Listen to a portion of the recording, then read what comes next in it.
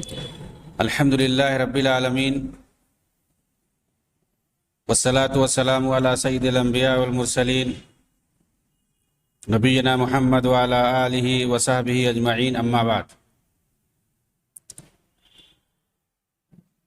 أعوذ بالله من الشيطان الرجيم بسم الله الرحمن الرحيم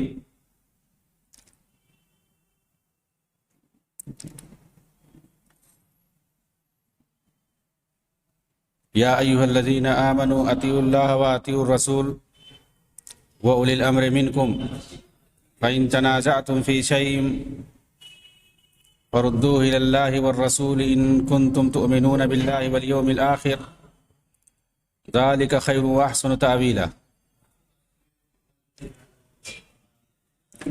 وقال النبي صلى الله عليه وسلم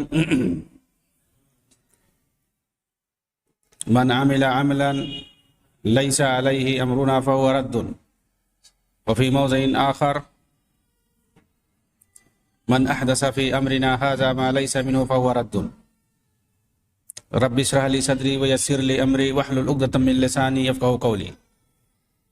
محترم سامعین کرام، ناظرین گرامی و دیگر احباب،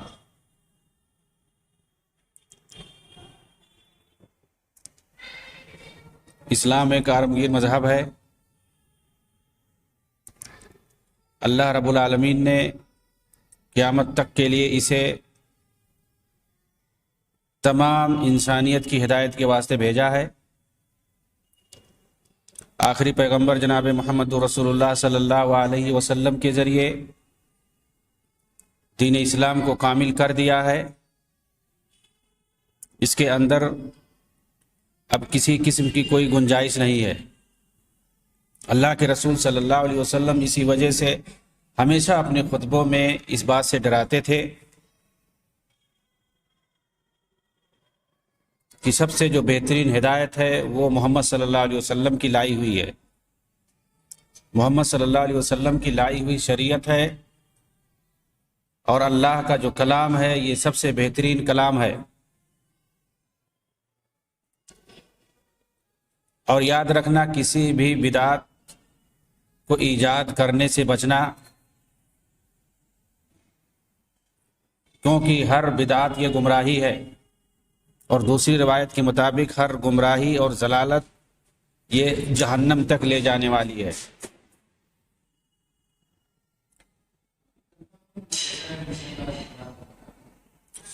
اور جو اس طرح کی بدعتوں کو ایجاد کرتا ہے، اس پر عمل کرتا، وہ مردود ہے، اس کا اعتبار نہیں ہوتا ہے۔ اللہ کے دربار میں وہ کبھی مقبول نہیں ہوتا ہے۔ اس پس منظر میں کتاب و سنت کی روشنی میں آیات کریمہ اور احادیث نبویہ شریفہ کی روشنی میں جب ہم دیکھتے ہیں اخوان المسلمین کے بانی مبانی حسن بننا اور ان کی زندگی کو، تو نظر آتا ہے کہ وہ انہی ساری بدعات اور خرافات میں ملوث تھے۔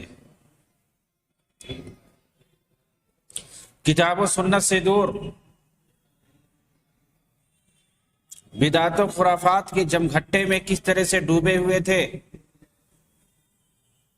اس سے پہلے بہت سارے بدعتوں کا تذکرہ ہوا، اور کس طرح سے صوفیانہ خرافات میں مبتلا تھے، حتیٰ کہ شرکیہ اور کفریہ کس طرح سے اشعار اور قصائد گنگنایا کرتے تھے، پڑھا کرتے تھے۔ من گھڑت صوفیوں کے من گھڑت وظائف اور اوراد کو کس طرح سے وہ پڑھتے تھے، اختیار کیے ہوئے تھے۔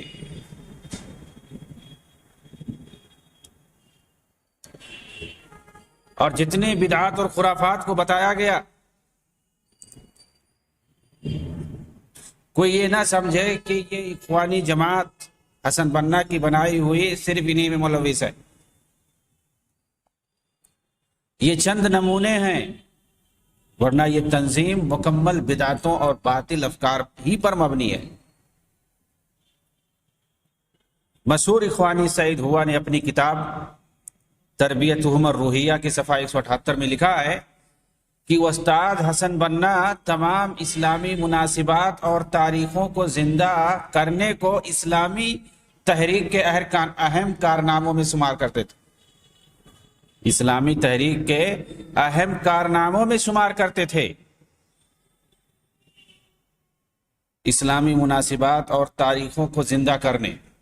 اب ہم اس کا جائزہ لیں گے کہ جناب کن کن تاریخی اسلامی تاریخوں اور اسلامی مناسبات کو یہ زندہ کرتے تھے، اور زندہ کیسے کیا جاتا ہے؟ آخر جشن منا کر کے زندہ کیا جاتا ہے، اور اس کو یہ اہم کارنامہ سمجھتے تھے اپنی جماعت کا۔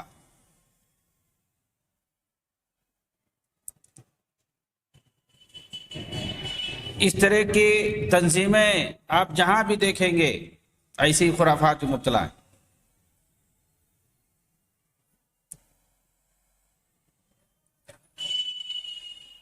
سید مودودی بھی پاکستان کے اندر شوکت اسلام کی تاریخ مناتے تھے ہر سال، اور ایک بار ایسا ہوا کہ ان کو منانا تھا شوکت اسلام، یوم شوکت اسلام منانا تھا، تو اس سے ایک دن پہلے عید میلاد النبی پڑ گیا،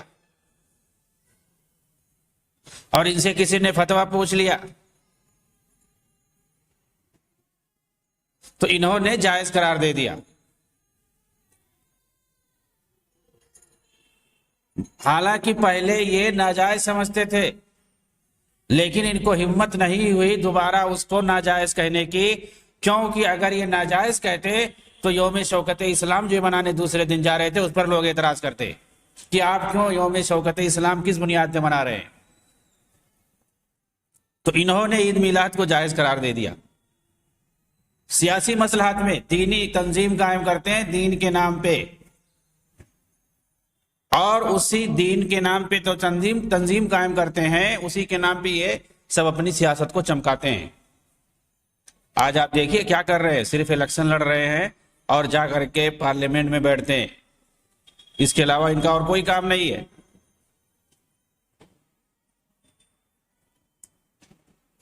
وہ پارلیمنٹ جس کو یہ پہلے طاغوت کہتے تھے، طاغوت کا جمگھٹا کہتے تھے، آج اسی میں یہ لوگ جا کر کے بیٹھ رہے ہیں۔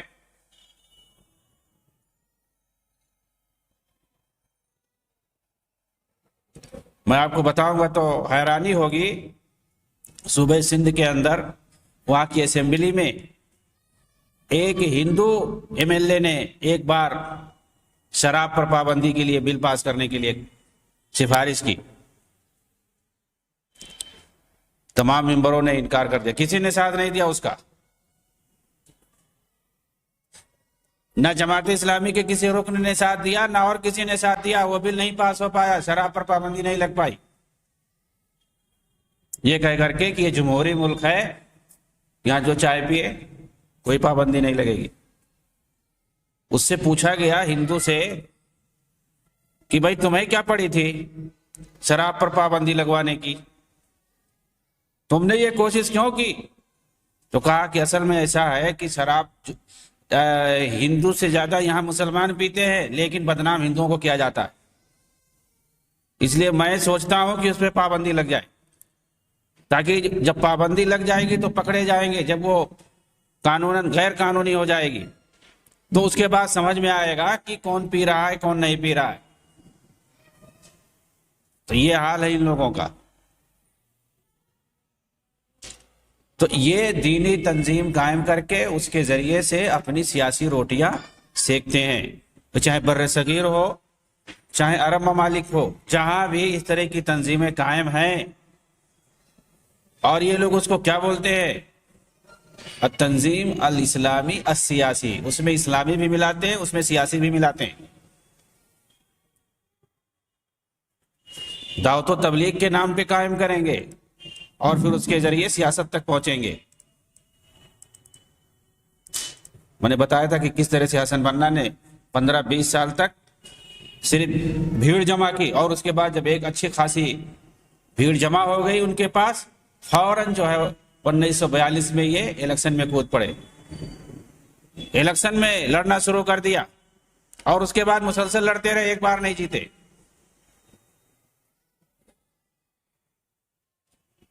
لیکن مقصد ان کا کیا تھا؟ سیاست میں جانا.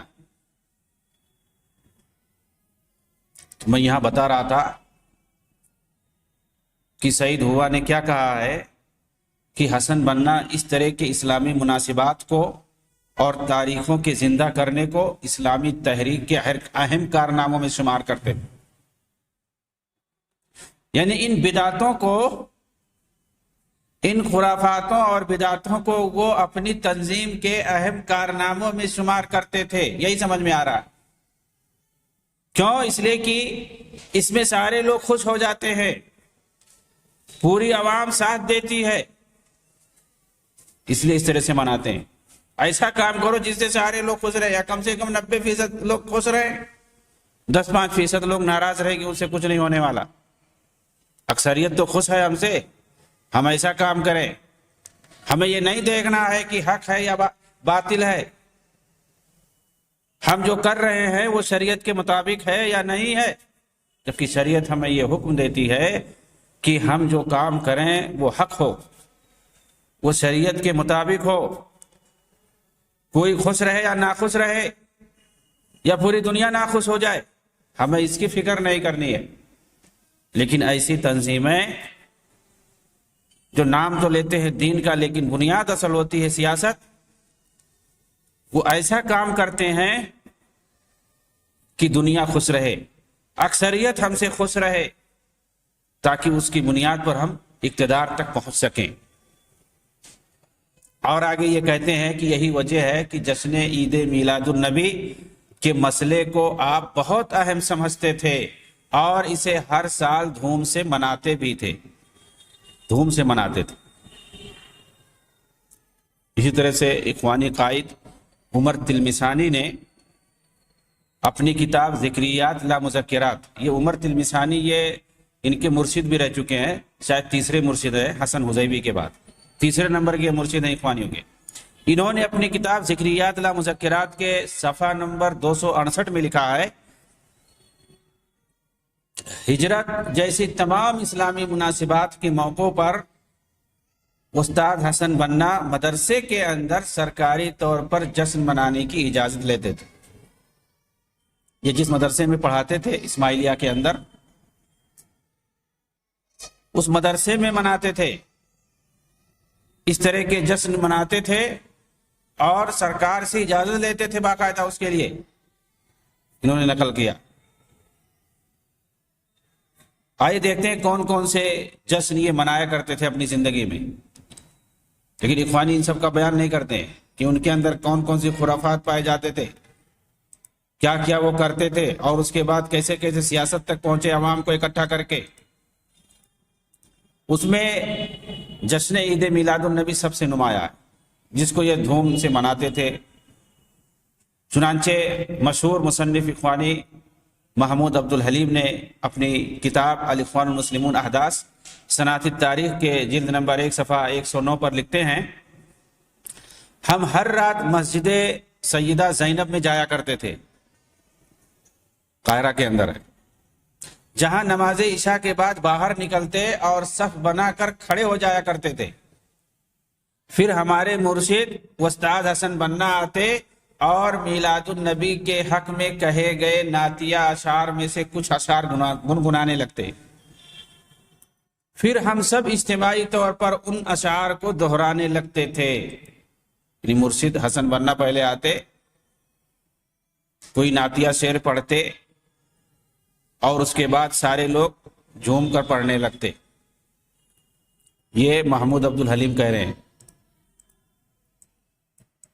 اور اسی طرح سے ایک بہت بڑی کتاب فی قافلۃ الاخوان المسلمین، اس کے جلد نمبر 1 صفحہ 48 پر عباسی السیسی کہتے ہیں، اسکندریہ کے اندر اخوانی جماعت کے لوگ جشن عید میلاد النبی منانے کے لیے لوگوں کو دعوت دیتے تھے، جہاں ہمارے مرشد عام یعنی حسن بننا مسجد نبی اللہ دانیال میں بھی حاضر ہوا کرتے تھے، وہاں بھی جایا کرتے تھے. جو نبی دانیال جن کے بارے میں کہا جاتا ہے، ان کے نام پہ مسجد بنی ہے، وہاں بھی جایا کرتے تھے. پھر آپ وہاں لوگوں کو خطاب کیا کرتے تھے عید میلاد النبی کے وقت. ایک بار آپ نے اپنے خطاب میں کہا ہم میلاد النبی کا جشن مناتے ہیں اور یہ ہمارا حق ہے، بلکہ مسلمانوں کے علاوہ غیر مسلموں کو بھی یہ مبارک جشن منانا چاہیے، کیونکہ ہمارے رسول علیہ الصلوۃ والسلام صرف مسلمانوں ہی کے لیے نہیں آئے تھے۔ تقریر کرتے تھے حسن بنا اور لوگوں کو ابھارتے تھے، جشن منانے کے لیے کہتے تھے، صرف مسلمانوں کے ہی نہیں کافروں کو بھی کہتے تھے کہ سب لوگ مناؤ، عید میلاد النبی یہ سب کے لیے ہے، سب مناؤ۔ اور دلیل کیا دیتے تھے کہ ہمارے نبی سب کے لیے آئے تھے، صرف مسلمانوں کے لیے نہیں آئے تھے۔ دیکھیے یعنی بدعت صرف کرتے نہیں تھے، بدعت کے دائی بھی تھے، بدعت کے دائی بھی تھے، بدعت کی طرف لوگوں کو بلاتے بھی تھے۔ یہ تھے ان کے مرشد اول حسن بنا۔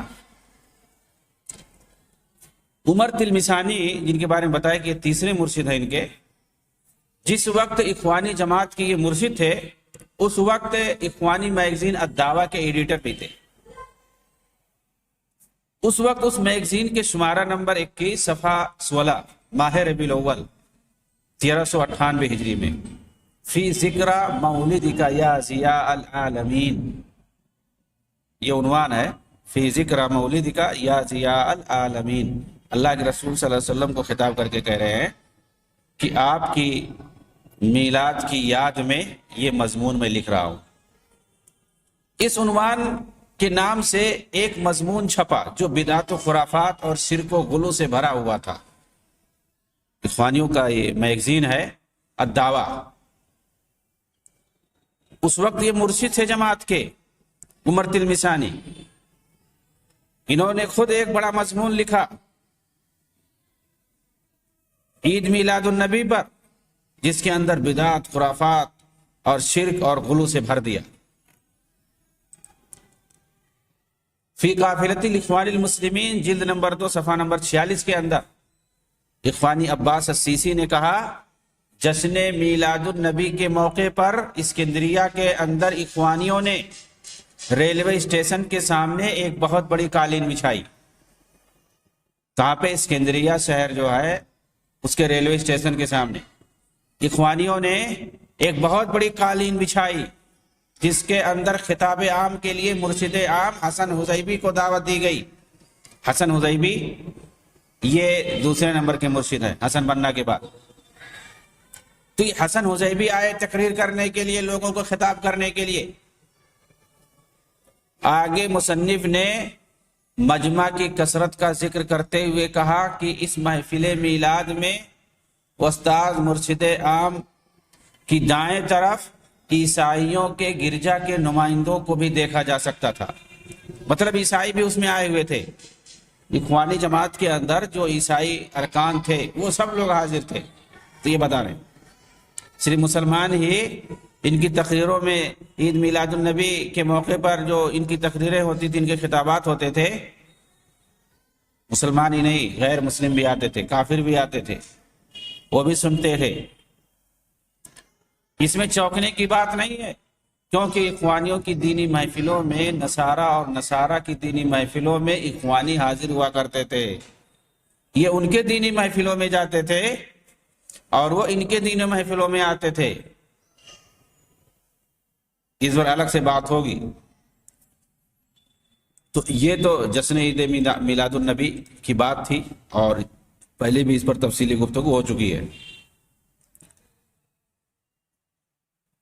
یہ لوگ غزوہ بدر کی برسی پر بھی جشن مناتے تھے۔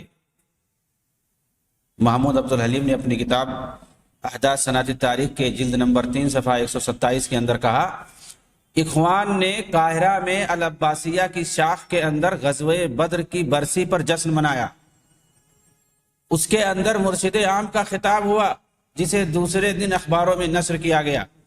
یہاں محمود عبد الحلیم اگر مرشد عام کہہ رہے ہیں تو اس کا مطلب حسن بنا۔ تو حسن بنا نے وہاں پہ تقریر کی جا کر کے، اس کی برسی منائی ان لوگوں نے غزوہ بدر کی۔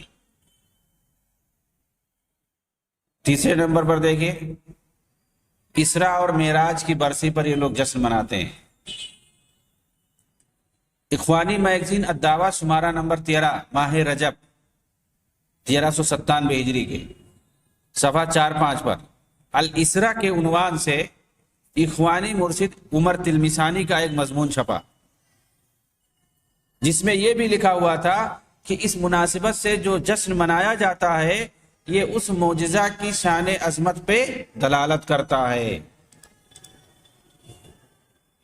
اور عباس سیسی نے اپنی کتاب فی قافلۃ الاخوان المسلمین کے جلد 1 صفحہ 141 کے اندر حفل الاسراء والمعراج بمیدان محطۃ مصر الاسکندریہ، یہ عنوان ہے کہ اسراء اور معراج کی محفل اسکندریہ کے ریلوے اسٹیشن پر۔ اس عنوان سے کیا یہ لکھتے ہیں، آج 23 رجب 1366 ہجری یعنی 12 جون 1947 مطلب یہ حسن بنا کا دور ہے۔ 1947 12 جون کے اس جشن معراج میں اخوانیوں نے اسکندریہ کے اندر نئے ریلوے اسٹیشن کے سامنے گاڑی پارکنگ کے اندر ایک بڑی سی قالین بچھائی، جہاں ہزاروں کی تعداد میں لوگ اکٹھے ہوئے اسراء اور معراج کے برسی کے موقع پر۔ پھر مرشد عام حسن بنا نے اسٹیج پر آ کر خطاب کیا، نعرہ تکبیر سے ان کا استقبال کیا گیا، پھر لوگ خاموش ہو گئے، پھر مرشد عام نے لوگوں کو عام خطاب کیا۔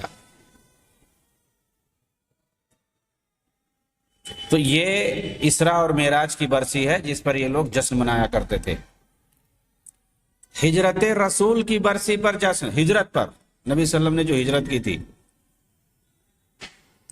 یہ بھی فی قافلۃ الاخوان المسلمین جلد نمبر 1 صفحہ 192 کے اندر عباس سیسی نے لکھا ہے کہ ہجرت کی مناسبت سے اخوانیوں کے جشن کے بارے میں مرشد عام حسن بنا کا ایک عام خطاب ہوا تھا ہجرت رسول کی مناسبت سے، اور اس پر پورا ایک بڑا مضمون لکھا ہے اس میں کہ کیا کیا انہوں نے اپنے خطاب کے اندر نصیحت کی۔ اور آگے دیکھیں، صرف معاملہ یہیں پر نہیں ہے کہ یہ لوگ جشن کس کس کا مناتے ہیں۔ ایرانی رافضی شیعہ نواب صفوی کی برسی کا جشن مناتے ہیں۔ کیوں یہ لوگ؟ کہ وہ حسن بنا کے ساتھیوں میں سے ہیں، ان کے دوست ہیں، سید قطب کے دوست ہیں، اس لیے مناتے ہیں۔ نواب صفوی کا بھی رافضی شیعہ خبیث، اس کا یہ لوگ اس کی برسی کا جشن مناتے ہیں۔ چنانچہ عمر تلمسانی کی جو کتاب ہے، یہ ان کے تیسرے مرشد ہیں، ذکریات لا مذکرات، اس کے صفحہ 131 کے اندر عمر تلمسانی نے اس وقت کے سیاسی واقعات کو بیان کرتے ہوئے لکھا، کیا کہتے ہیں، جبکہ اسی دوران اخوان المسلمین کے طلبہ ایرانی شیعی تحریک فدایان اسلام کے سربراہ نواب صفوی کی برسی پر جشن منا رہے تھے۔ یعنی اخوان المسلمین کے طلبہ کس کی برسی پر جشن منا رہے تھے؟ ایرانی شیعی تحریک فدائیان اسلام کے سربراہ نواب صفوی کی برسی کا جشن منا رہے تھے اخوانی طلبہ۔ اور ظاہر سی بات ہے، نواب صفوی کی آپ تاریخ پڑھیں گے تو سمجھ میں آئے گا کس طرح سے قاہرہ کے اندر ازہر یونیورسٹی میں اخوانی طلبہ کو یہ منظم کیا کرتا تھا اور حکومت کے خلاف خروج اور بغاوت کرنے اور احتجاج کرنے پر ابھارتا تھا لوگوں کو، خاص طور سے اخوانی طلبہ کو منظم کرتا تھا۔ حسن بنا اور سید قطب کا خاص دوست تھا یہ۔ سیریا کے اندر جا کر کے، جہاں پہ مصطفیٰ سبائی اخوانیوں کے لیڈر تھے، وہاں پر جا کر کے اس نے خطاب کیا تھا کہ میں یہ نہیں کہتا ہوں کہ آپ لوگ شیعہ ہو جائیں، جو بہتر مسلمان بننا چاہتا ہے اور جعفری فقہ پہ عمل کرنا چاہتا ہے وہ اخوان المسلمون میں شامل ہو جائے۔ میں یہ نہیں کہتا ہوں کہ شیعہ ہو جاؤ یا جعفری فقہ کو مان لو، اخوان المسلمین میں شامل ہو جاؤ، سمجھ لو کہ جعفری فقہ پہ عمل کر رہے ہو تم لوگ۔ یہ بیان اس نے جا کر کے دیا تھا سیریا کے اندر، اور وہاں پہ اس وقت اخوانی جماعت کی جو شاخ تھی اس کے ذمہ دار مصطفیٰ سبائی تھے۔ اخوان المسلمون یہ خود اپنی جماعت کی برسی پر جشن مناتے ہیں۔ چنانچہ عباس سیسی اپنی کتاب فی قافلۃ الاخوان المسلمین کے جلد 1 صفحہ 260 کے اندر لکھتے ہیں، اخوانی اس وقت اپنی جماعت کے 20 سال پورا ہونے پہ جشن منا رہے ہیں۔ اور جب 20 سال پورا ہوا تھا تو کافی یہ لوگ جشن منائے تھے، اور اسی کے بعد سیاست میں حصہ لینا شروع کر دیا تھا حسن بنا نے۔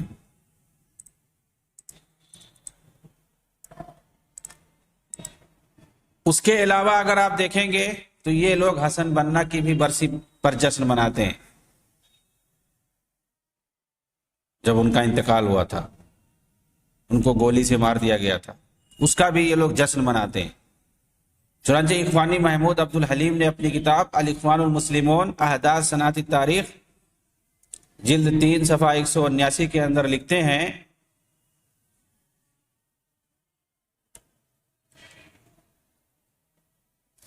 بارہ فروری 1953 کے روز حسن بنا کی برسی پر مجلس الشورا کے کچھ ارکان نے حسن بنا کی شہادت کی یاد میں ان کی قبر کی زیارت کا عزم ظاہر کیا، جسے سارے اخوان نے خوب سراہا۔ 53 کے اندر، یعنی گویا یہ بدعت 53 کے بعد ایجاد ہوئی ہے۔ 49 کے اندر ان کا انتقال ہوا ہے، 12 فروری 1949۔ تو یہ 4 سال کے بعد 1953 میں پہلی بار ان لوگوں نے یہ برسی منانا شروع کیا، اور ان کی قبر پر جا کر کے زیارت کرتے تھے۔ یہ کہہ رہے ہیں کہ حسن بنا کی شہادت کی یاد میں ان کی قبر کی زیارت کا عزم ظاہر کیا گیا تو سارے اخوان نے اسے خوب سراہا۔ اس وقت اخوانیوں کی ایک بہت بڑی بھیڑ اکٹھا ہو گئی، جن کے استقبال کے لیے وہاں مرشد عام حسن حزیبی بھی موجود تھے۔ وہ دوسرے نمبر کے ان کے مرشد ہیں حسن حزیبی، وہ بھی وہاں لوگوں کا استقبال کر رہے تھے جب جشن منایا جا رہا تھا حسن بنا کی برسی کا۔ اور اب تو یہ لوگ محمد مرسی کی برسی پر بھی جشن منانا شروع کر دیے اور ہر سال مناتے ہیں۔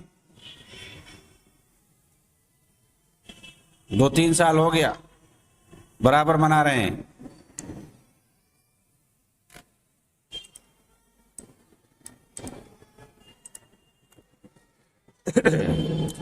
اسی طرح سے شرک و بدعات میں مبتلا اور وحدت الوجود کے قائل مرغنیہ فرقے کا بھی ساتھ اپنایا۔ مرغنیہ فرقہ یہ مصر کے اندر پایا جاتا تھا،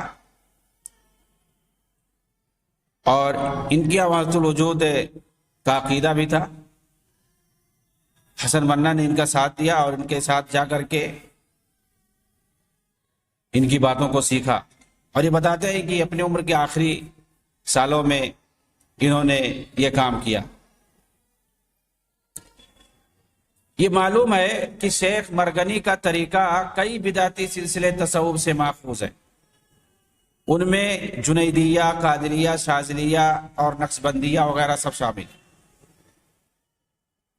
جو بھی موحد بندہ ہوگا وہ اس فرقے سے بھاگے گا، سوائے اس کے جسے دین کا علم نہ ہو، یا جاہل ہو، یا جان بوجھ کر گمراہی مول لے رہا ہو، وہی ان لوگوں کے ساتھ جائے گا۔ ایک بار اس فرقے کے پاس جا کر کے حسن بنا نے تقریر کی۔